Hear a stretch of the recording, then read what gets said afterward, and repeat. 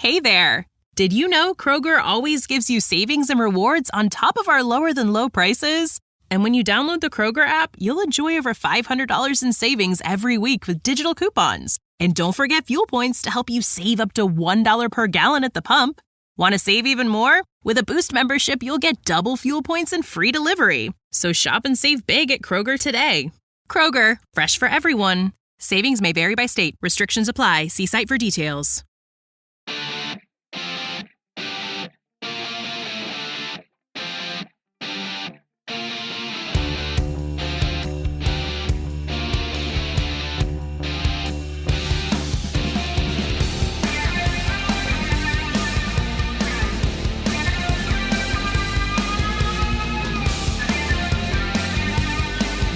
Hello, everyone. Welcome back to another edition of the Skating Penguin Network Mailbag.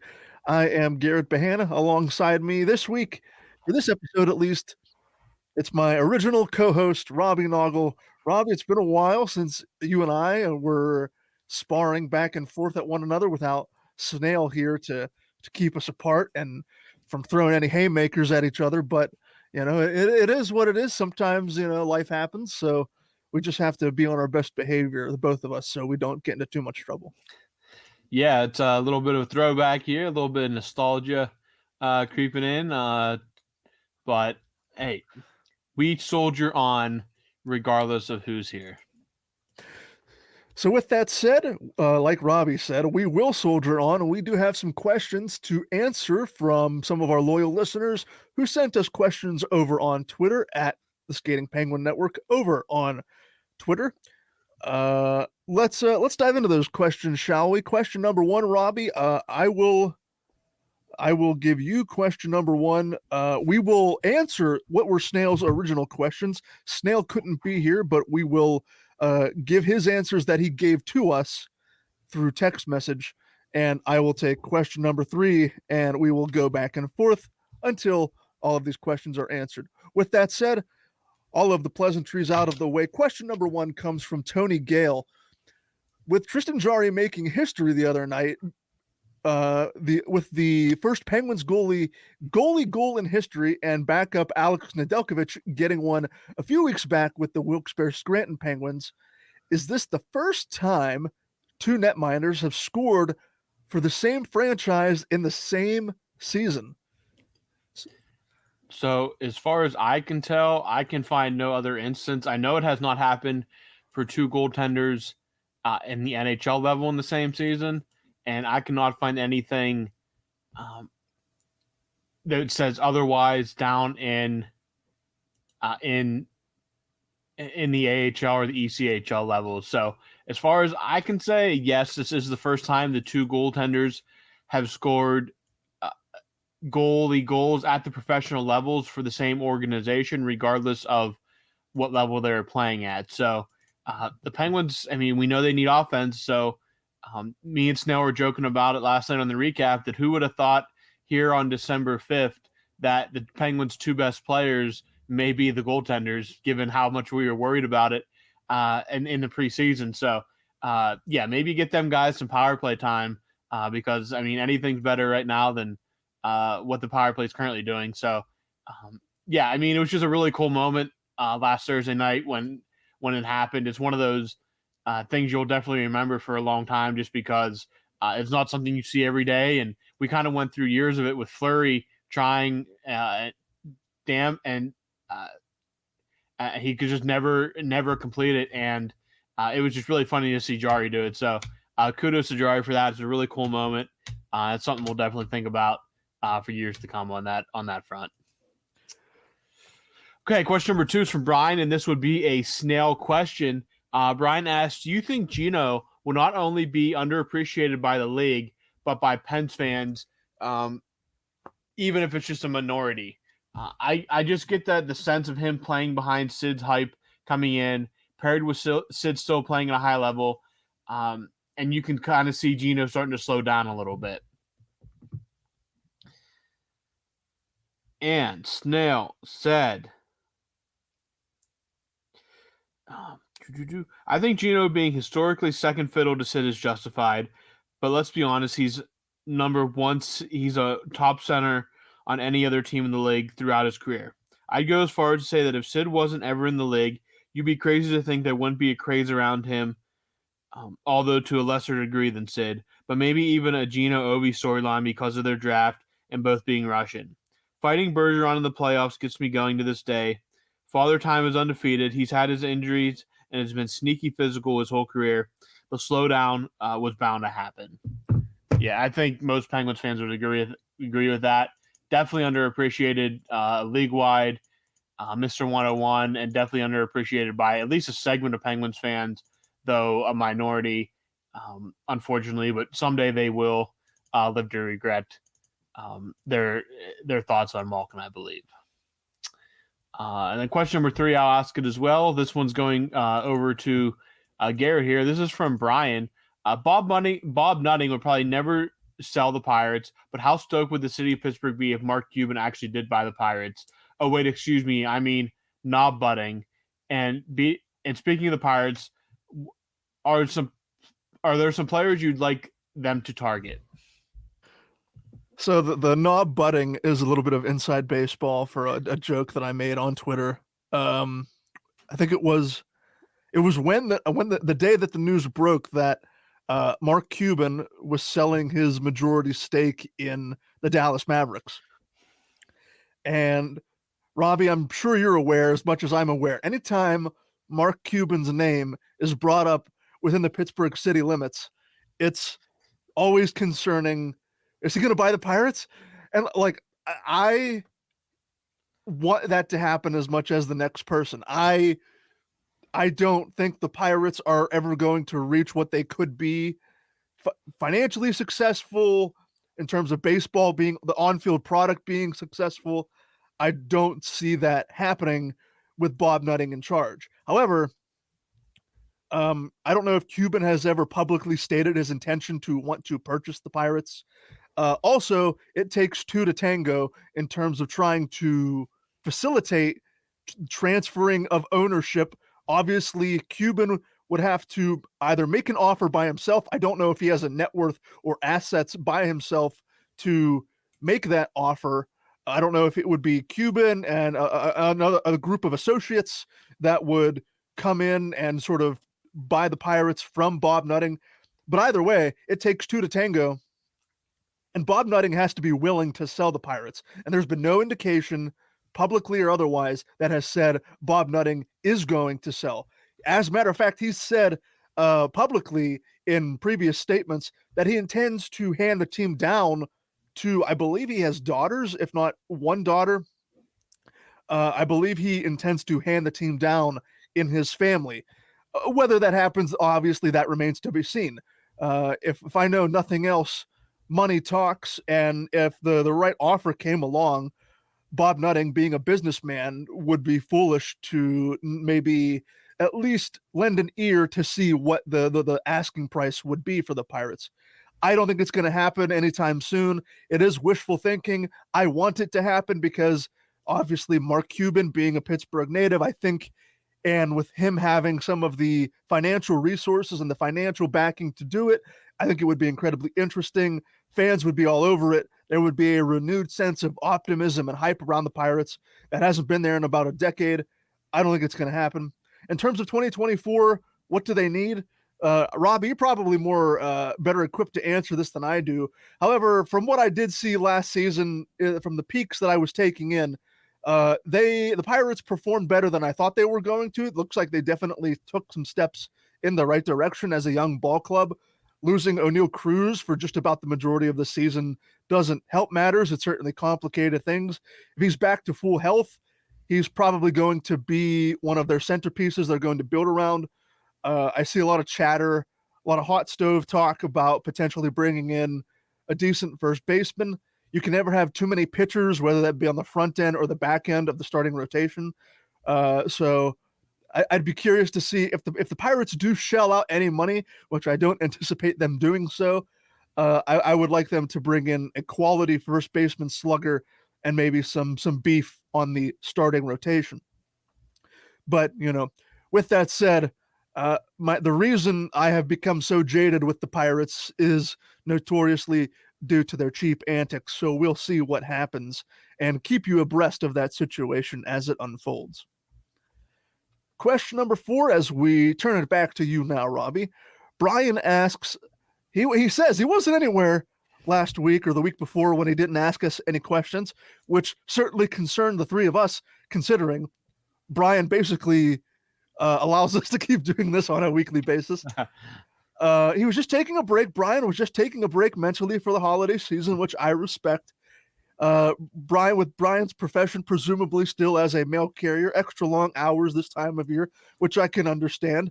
Also, I think last week we did make light of the fact that we were wondering where Brian was, and we had mentioned that he was at the Postal Service Combine. I think that's what we came up with.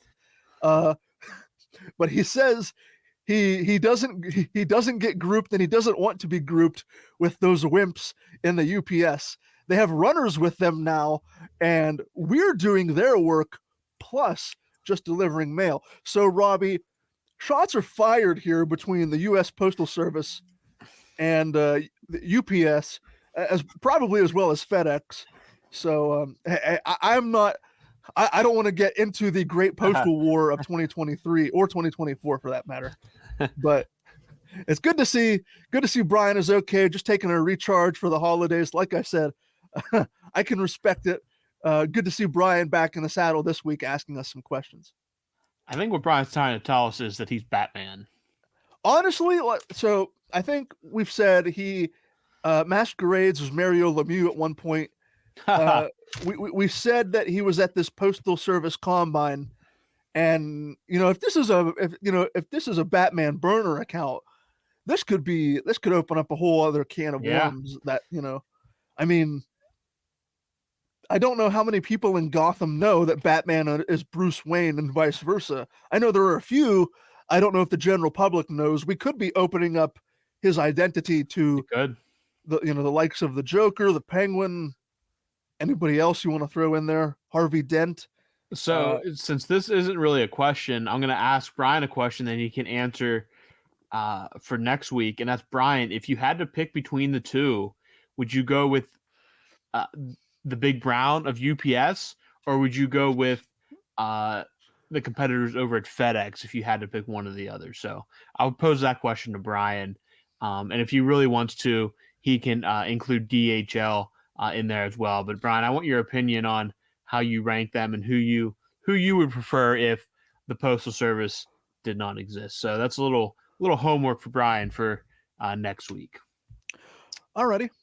You took Snail's first question. I'll take question 5 off your hands. This again would have been Snail's question. Question 5 comes from Brian. With all the hype and pressure and expectations coming into this season, would it be fair to say that Sidney Crosby has exceeded those expectations exponentially? And Snail would go on to say, that's all Sidney Crosby ever does is exceed expectations, which I would agree with. He's a top 5 player already in history, and it's safe to say that he's a guy that's just built different. Rookie sensation, the Stanley Cups, the award ceremonies. One thing we might forget was there was a time where concussions almost ended his career in the early days during his athletic prime, but he came back from that and has continued to dominate and win. Sidney Crosby continues to be a beast at 5-on-5 play. Robbie, I don't want to continue to beat a dead horse as we wrap up this question. If they could just fix the power play. A lot of these issues that we talk about and moan about for the Penguins for really 2 months now, for the almost better part of 2 months, seems like a lot of those problems would be fixed. But in terms of Sidney Crosby, superb athlete, superb human being, superb person. It's just incredible to see him continue to defy father time in his age 36 season. Agreed. Question number 6 from Brian for Garrett here. You could have one free for the rest of your life: flights, food, gas, hotels, or clothes and shoes. What are you choosing? That is a good question. Now, originally we were going to record this on Monday. I was unavailable Monday. We ended up pushing the mailbag back a day, so we're recording this on Tuesday evening.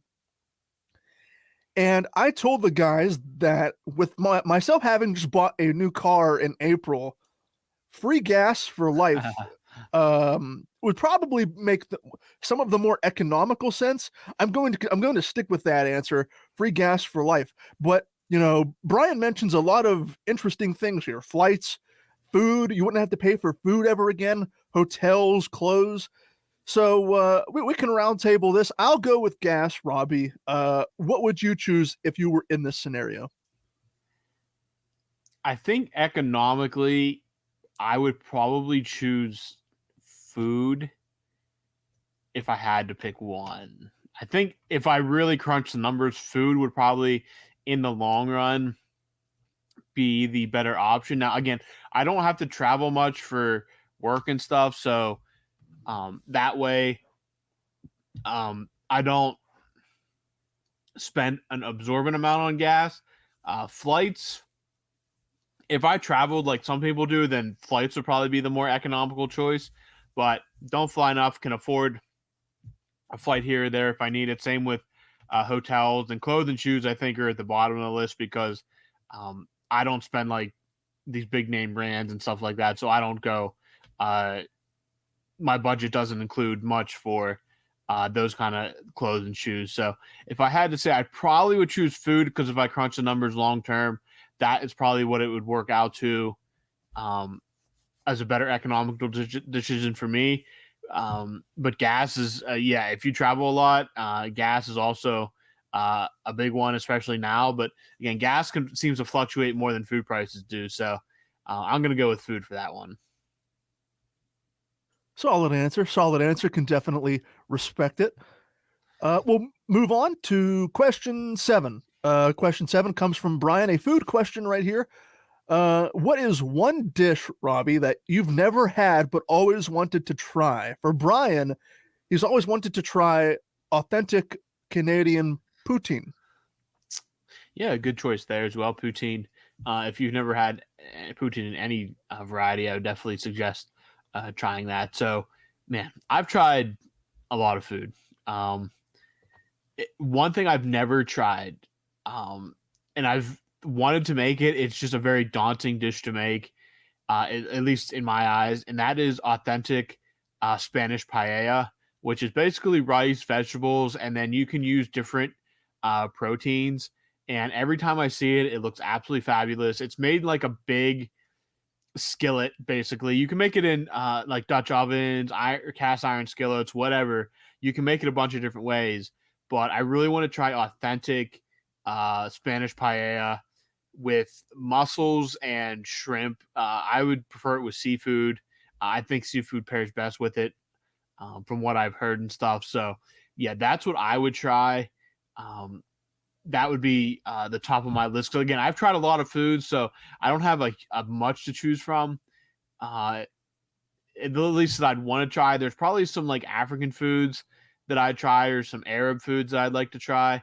But I'm going to go with Spanish paella just because it just looks phenomenal. So, Garrett, if you have an answer here, I'll toss it over to you real quick before we get into Snell's next question. I don't have an answer off the top of my head. I guess if there's one thing, this is going to be a generalized answer. I'd like to try more Indian cuisine. Yeah, Indian's another big one for me too. So like there's not one. I had I think it's chicken tikka masala for the first time earlier this year, as a matter of fact, with naan bread, and I was like, wow, this is because for the longest time my palate had been akin to like a 4-year-old chicken nuggets, French fries, that sort of thing. And I had this, and I was like, what have I been missing out on? Because I love all of these things in here. I love the chicken, the rice, the sauce, the naan. Yeah.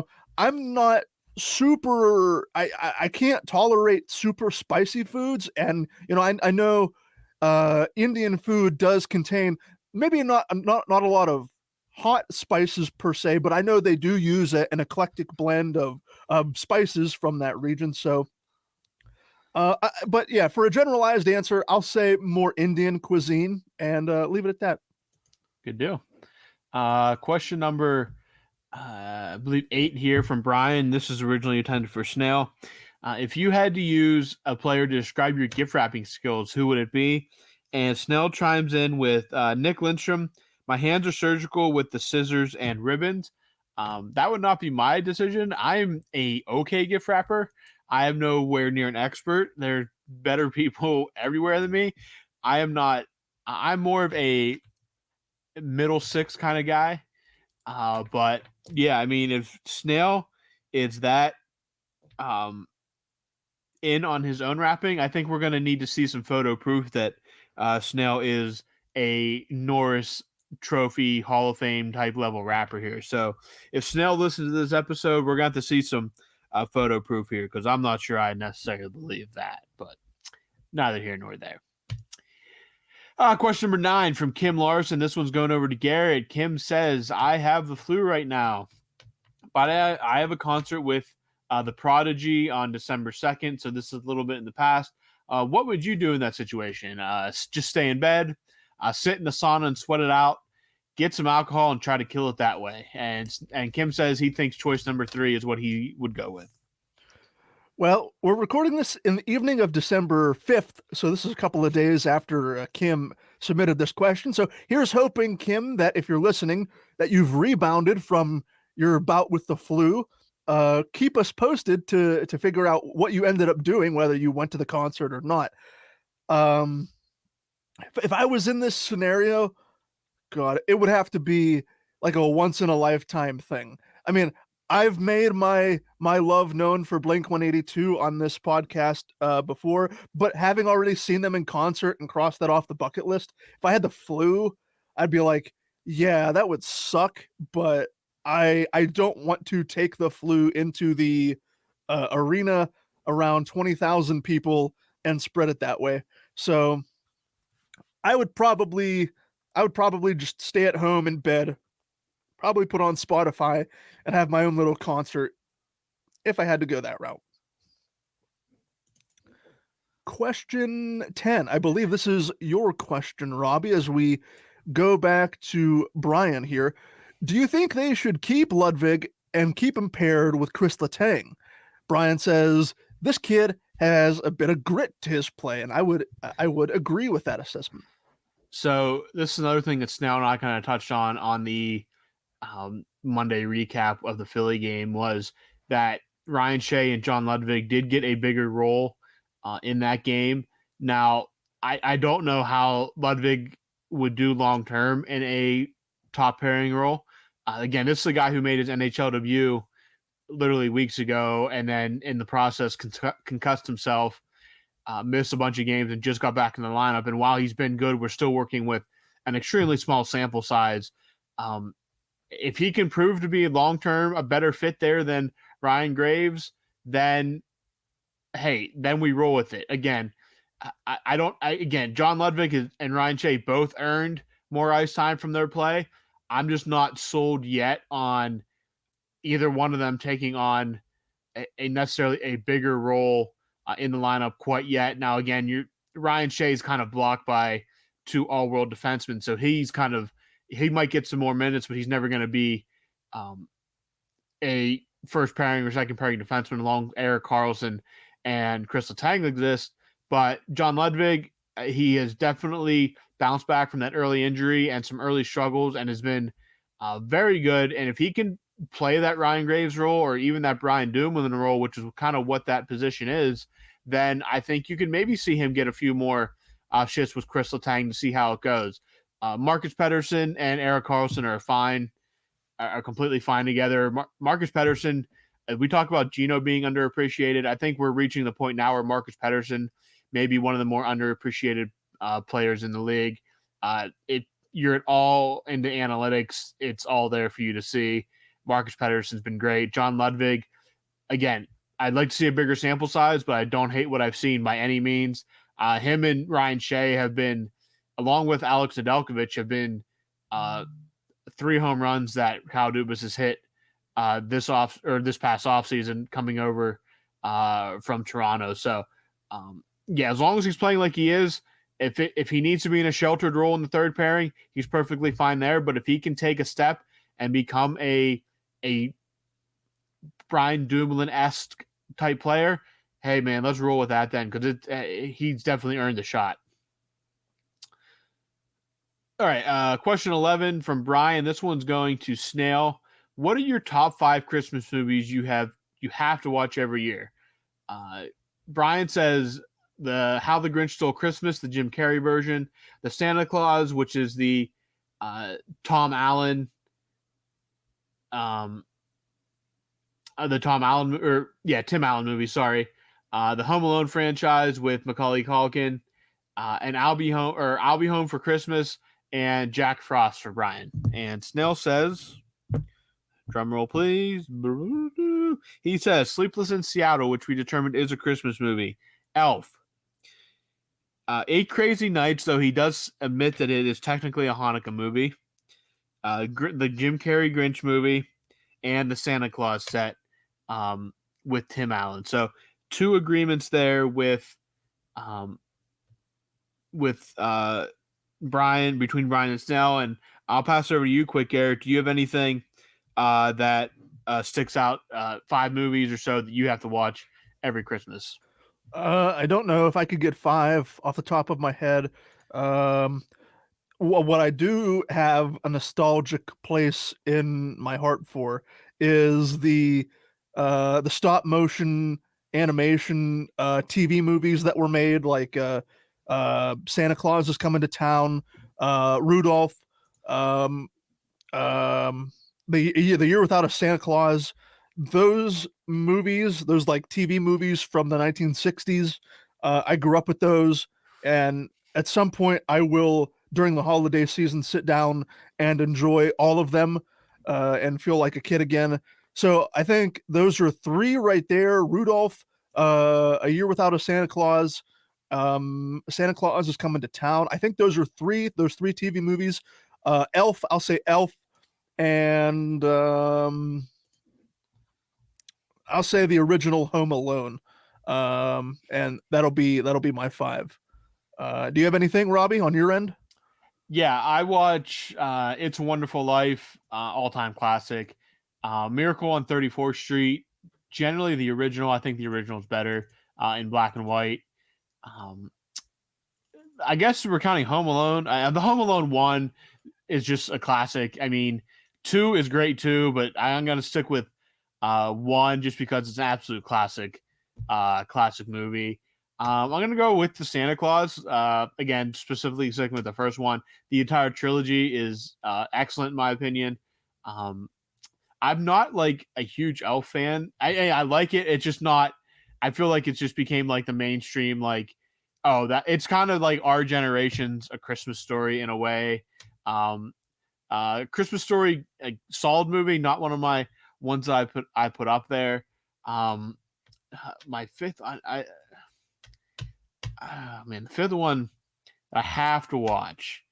I'll say the Jim Carrey Grinch is a really good movie. I mean, you get a very good actor in Jim Carrey. It's a very good remake of a classic Dr. Seuss story.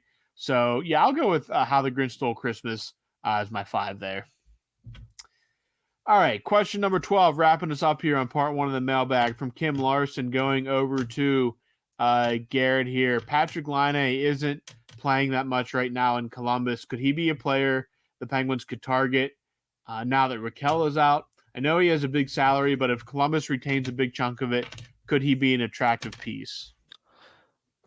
Now, if you've listened to me on this podcast for any amount of time, you know I'm not one to go galaxy brain, tinfoil hat, trade, speculation mode. However, could you imagine 6'5" Patrik Laine? He's not I don't think he's a physical player, but he just has a big frame. Could you imagine Patrik Laine on Malkin's flank or Crosby's flank? Could you imagine a top line consisting of Jake Gensel, Sidney Crosby, and Patrik Laine? Patrik Laine, I will admit, is an incredibly streaky player. When he's on and he can put the puck in the net, I don't know if there's a goal scorer in the league, maybe besides Ovechkin, that can rival him. There are a lot of things that would make this deal very hard to get over the finish line, including the aforementioned salary, the current cap hit is $8.7 million. You definitely have to take multiple contracts out of Pittsburgh to make this deal work. Potentially, Rickard Rakell going one way. If they can take Jeff Carter's contract, you'd have to sweeten the pot some way to take Patrik Laine. Again, there would be so many moving parts, let alone the fact that this would be a deal happening within the division. And those are incredibly rare to come by. The Penguins aren't historically known. I mean, granted, a lot of franchises aren't historically known with making trades with their divisional rivals.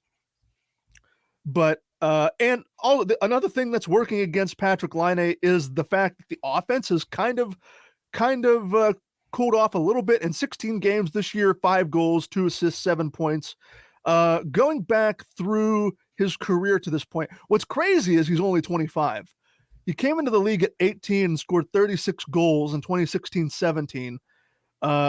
He hasn't scored a 30-goal season since the 2018-19 season. He had 26 goals, 56 points in 21-22. He had 22 goals and 30 assists, 52 points in 22-23. He has been, I know he's been a target of some criticism. He was a target of criticism in Winnipeg before he even went to Columbus. And from what I understand now, Columbus fans are saying some similar things that people up in Winnipeg were saying about him, whether he doesn't give enough effort, this, that, or the other thing. I'm not here to make those accusations, but I do know when he's on, Patrik Laine is a pure goal scorer who I would kill to have in the Penguins' top 6. How that would work, your guess is as good as mine. I'm not here to put my GM hat on and make that trade. I'm here to say that if it was a possibility, yes, absolutely, I would take Patrik Laine. I think that'll do it, Robbie, for the questions this week in part 1 of the mailbag. Snail will probably join us on Thursday when we come back for part 2. But until then, I have been Garrett Bahana for Robbie Noggle. Thank you for listening to part 1 of the Skating Penguin Network mailbag, and we will talk to all of you again very soon.